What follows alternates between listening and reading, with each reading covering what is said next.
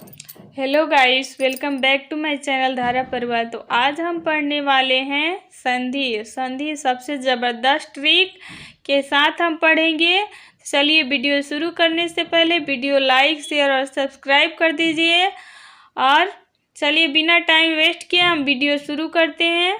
संधि किसे कहते हैं और संधि के कितने भेद होते हैं, पूरे ट्रिक के साथ आज हम पढ़ेंगे और समझ भी जाएंगे। संधि किसे कहते हैं? तो दो निकटवर्ती वर्णों के परस्पर मेल से उसके मूल रूप में होने वाले परिवर्तन को संधि कहा जाता है। संधि किसे कहते हैं? देखिए, यहाँ से एक प्रश्न भी बनता है कि दो निकटवर्ती वर्णों के परस्पर मेल से उनके मूल रूप में होने वाले परिवर्तन को क्या कहा जाता है? तो दो निकटवर्ती वर्णों के परस्पर मेल से उनके मूल रूप में होने वाले परिवर्तन को संधि कहा जाता है। क्या कहते हैं? संधि। संधि के तीन भेद होते हैं: स्वर संधि, व्यंजन संधि, विसर्ग संधि। स्वर संधि के भेद 5 होते हैं। स्वर संधि के कितने भेद होते हैं? 5 भेद होते हैं। आइए जानते हैं कौन से हैं। पहला है दीर्घ संधि, दूसरा है वृद्धि संधि, तीसरा गुण संधि, 4 नंबर यण संधि और 5 है अयादि संधि। दीर्घ संधि।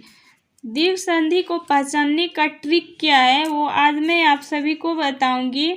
जब किसी शब्द के बीच में बड़ी मात्रा आ, बड़ी ई और बड़ा ऊ आए तो वहाँ दीर्घ संधि होगा। जब किसी भी शब्द के मध्य में बड़ी मात्रा आ, ई, ऊ आए तो वहाँ दीर्घ संधि होता है। उदाहरण के लिए जैसे विद्या प्लस अभ्यास, विद्या अभ्यास हो गया। अब इसको हम सॉल्व कैसे करेंगे? तो विद्या प्रथम वर्ण का जो अंतिम वर्ण है और द्वितीय वर्ण का प्रथम वर्ण को हम एक साथ जोड़ते हैं। जैसे विद्या, या में आ की मात्रा है तो आ प्लस अभ्यास, आ प्लस अ मिलकर आ हो जाता है विद्याभ्यास। यहाँ या विद्याभ्यास में बीच में या कार है तो अर्थात आ की मात्रा है तो ये दीर्घ संधि हुआ। उसी प्रकार गिरी धन ईश, गिरीश में देख सकते हैं कि गिरीश में भी री में बड़ी ई की मात्रा है इसलिए ये दीर्घ संधि हुआ।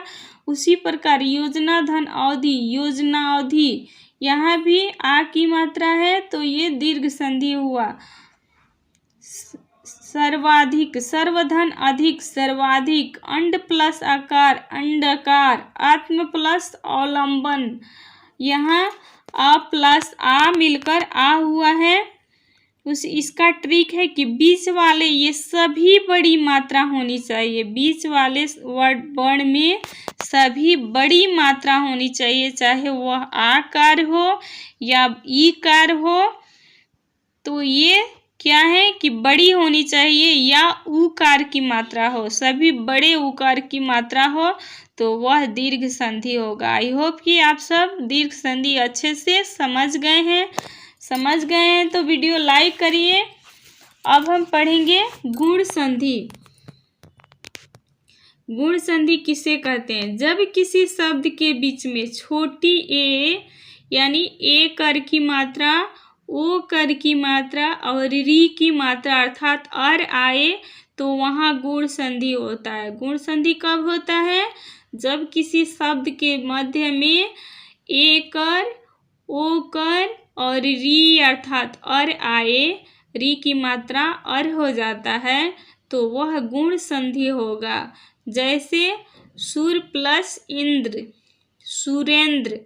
यहाँ सूर में र में अ की मात्रा है और ई प्लस इंद्र है तो अ प्लस ई मिलकर ए हो जाता है। उसी तरह गण प्लस ईश, गणेश, अ प्लस ई मिलकर ए हुआ। जहाँ जिस भी शब्द में ए कर की मात्रा हो या वो कर की मात्रा हो, वही इसका ट्रिक है कि इसको गुण संधि को कैसे पहचाना जाए? तो गुण संधि वहाँ होगा जहाँ बीच में ए कर की मात्रा है, वो कर की मात्रा है या री की मात्रा है, तो समझ जाना कि ये गुण संधि कहलाएंगे।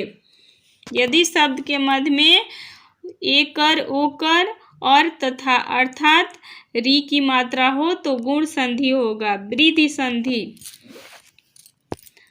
वृद्धि संधि है जब किसी शब्द के मध्य में बड़ी ए कर की मात्रा, औ कर की मात्रा आए तो वृद्धि संधि होगा। जब ए कर बदल कर ए कर हो जाता है और ओ कर के स्थान पर औ कर हो जाता है तो वहाँ वृद्धि हो जाती है, वर्णों में वृद्धि होती है तो वृद्धि संधि कहलाएगा। जैसे महाधन, ऐश्वर्य, महेश्वर्य, यहाँ देखिए दो डंडी वाला मात्रा है, ऐ कर की मात्रा, तो ये वृद्धि संधि हुआ। उसी तरह दंत औष्ठ, दंतौष्ठ हो जाएगा, यहाँ भी औ कर की मात्रा है बीच में तो ये वृद्धि संधि हुआ। जैसे राजा धन, ऐश्वर्य, राजैश्वर्य, यहाँ ज में ऐ कर की मात्रा है तो ये वृद्धि संधि हुआ। आई होप कि आप दीर्घ संधि, वृद्धि संधि, गुण संधि अच्छे से समझ गए। अगर समझ गए हैं तो वीडियो लाइक, शेयर और सब्सक्राइब कर दीजिए। Thanks for watching my video.